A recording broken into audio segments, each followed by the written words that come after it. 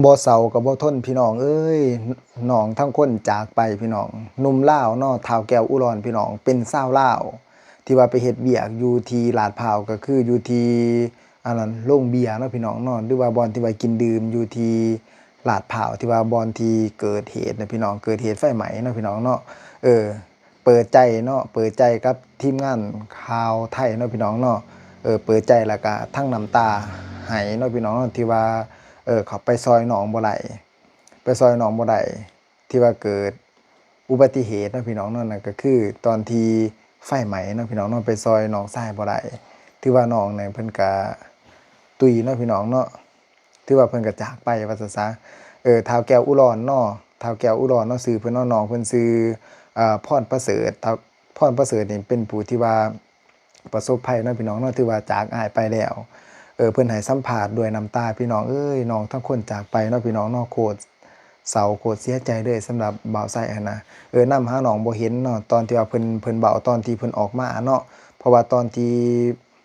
เกิดเหตุเนาะพี่น้องเนาะตอนที่เกิดเหตุก่อนที่ว่าควันมันขึ้นมานะตอนนั้นท้าวแก้วอุดรตอนที่เพิ่นเว้านะเพิ่นอยู่ในห้องน้ำออกมาแล้วเห็นคนเอิ้นว่าทรัพย์สนบุญบ้ายคนก็หลายตอนนั้นนะเพราะว่าคนกำลังสารว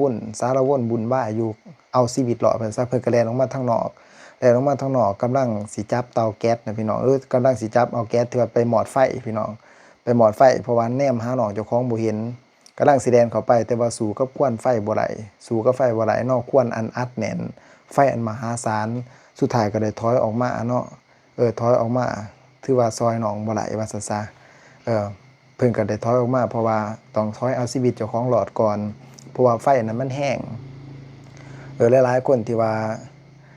จบชีวิตเนาะพี่น้องเนาะหรือว่าตุยเนาะพี่น้องเนาะอยู่ในเหตุการณ์นี้เนาะโดยเฉพาะแม่นหนุ่มลาวของเราพี่น้องเนาะชื่อว่าพรประเสริฐอายุ21ปีแล้วก็อ้ายเพิ่นเนาะแก้วอุดรเนาะรายงานกับสำนักข่าวด้วยน้ำตาว่าซะสำนักข่าวไทยรายงานว่าจากเหตุการณ์โศกนาฏกรรมหรือว่าตอนที่ว่าไฟไหม้นะพี่น้องเนาะสถานที่บันเทิงหรือว่าโรงเบียร์ถ้าว่าบ้านเฮาเอิ้นว่าโรงเบียร์ที่ว่าลาดพร้าวกรุงเทพมหานครประเทศไทยพี่น้องล่าสุดนี้ที่ว่าท้าวแก้วอุดรอายุ24ปีเนาะเป็นคนลาวที่ว่าไปเฮ็ดเวียกอยู่ที่ห้านนั่นว่าซะห้านลังกาวเนาะซึ่งเป็นอ้ายของท้าวพรประเสริฐอายุ21ปีพี่น้องเป็นผู้หนึ่งในนั้นเนาะที่ว่าเพิ่นได้เสียชีวิตนะพี่น้องเนาะจากเหตุการณ์ไฟไหม้ได้ออกมาเปิดใจทั้งน้ำตาว่าซะถึงการที่ว่าเพิ่นได้สูญเสียน้องชายน้องคิงๆไปเนาะพี่น้องเนาะที่ว่าเฮ็ดเวียกอยู่นำกันตั้งแต่ห้านนี่เปิดตำอิฐห้านนี่เปิดตำอิฐพี่น้องที่ว่าเพิ่นเฮ็ดเวียกนำกันกับอ้ายว่าซะอ้ายกับน้องเพิ่นเฮ็ดเวียกนำกันเนาะที่ว่าท้าวแก้วอุดรเพิ่นได้เล่าว่าตามที่ว่าเพิ่นรายงานจากข่าวเนาะพี่น้องเพิ่นได้เล่าว่าในคืนที่ว่าเกิดเหตุหั่นเพิ่นว่าตนกำลังอยู่ในห้องน้ำเนาะจึงบ่เห็นเหตุการณ์ช่วงตำอิฐแล้วก็บ่ได้ยินเหตุการณ์ที่ว่าเตือนภัยต่างๆว่าซะว่าสิมีเหตุการณ์เกิดไฟไหม้ต่างๆเนาะบ่ได้มีเหตุการณ์หยังแจ้งเตือนหลังจากนั้นเนาะเพิ่นย่างออกมาเนาะก็มาพบเห็นคนจำนวนหลายเนาะกำลังแตกตื่นว่าซะแล่นหนีสารวนวุ่นวายเนาะพี่น้องเนาะแตกตื่นกำลังแล่นหนีสิเอาชีวิตรอดว่าซะตนเองก็ออกมาทั้งนอกห้านก่อนตอนที่ว่ามันบ่ทันเกิดเหตุรุนแรงว่าซะออกมาทั้งนอกห้านจึงฝ้าวสอกหาน้องชายแต่ว่าสอกหาจังไดเนาะก็บ่เห็นน้องชายเราก็เลยตัดสินใจจับเอาถังดับเพลิงหรือว่าถังแก๊สที่ว่าดับเพลิงนั่นเนาะพี่น้องเนาะหวังว่าจะพาเขาไปช่วยเอาน้องชายที่ว่าอยู่ทางด้านในนั้นออกมาแต่ก็ต้องยอมถอยออกมาครับแต่ก็ต้องยอมถอยออกมาก่อนว่าซะเป็นหยังจึงยอมถอยออกมาก่อนเพราะควันไฟมันแน่นหนามันหนาแน่นหลายเนาะบางเที่ยวเห็นไฟมันพุ่งออกมานะพี่น้องจะได้ก็ผู้ใดก็เข้าไปบ่ได้ว่าซะเข้าไปบ่ได้เนาะเราก็เลยถอยออกมาก่อนเพราะว่ามันความร้อนแล้วก็ไฟน่ะรุนแรงหลายเนาะย้านว่าสิเป็นอันตรายถึงชีวิตว่าซั่นซะถ้าว่าบ่าวไส้คิดเนาะถ้าว่าเราเข้าไปนี่เป็นอันตรายถึงแก่ชีวิตแน่นอนเพราะว่าลางทีเฮาเห็นภาพน่ะพี่น้องภาพนี่โหดร้ายอีหลีเนาะตอนที่ว่าไฟน่ะมันพุ่งออกมาหลังจากนั้นท้าวแก้วอุดรก็ได้เน้นนำได้เว้ากับสำนักข่าวเนาะหรือว่าผู้ที่ว่าเข้ามาสัมภาษณ์เรานะเราว่าตอนนี้ยังบ่ทันโทษผู้ใดหรอกเนาะพี่น้องเนาะบ่ทันโทษไผหรือว่าบ่ได้เว้าเรื่องเงินที่ว่าสิชดเชยอิหยังหันนะพี่น้องสิ่งนั้นมันบ่สำคัญเนาะ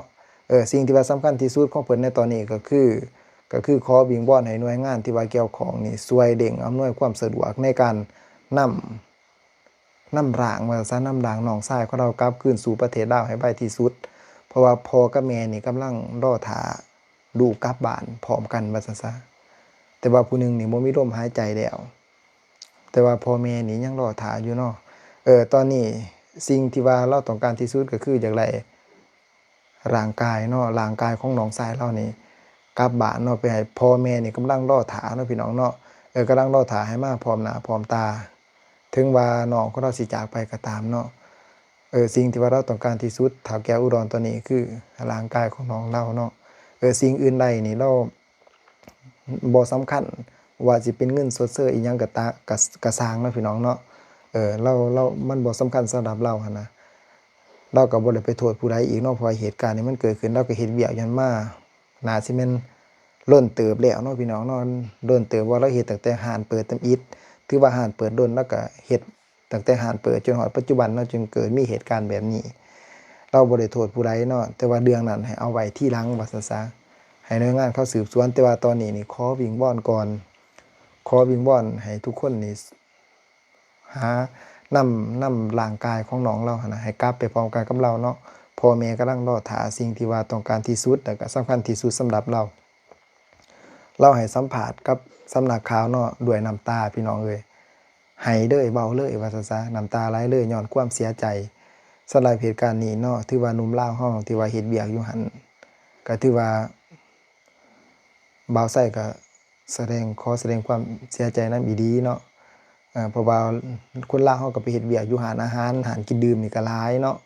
แต่ว่าแน่นอนบ่าวไส้คิดว่าจั่งใดก็ต้องมีคนลาวสุดท้ายก็แม่นอีหลีเนาะก็คือเฒ่าแก่อุดรกับ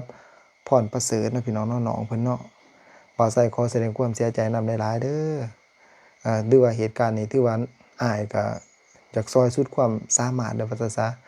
แต่ว่ามันสิเป็นอันตรายต่อชีวิตเนาะสุดท้ายก็ต้องได้ถอยออกมา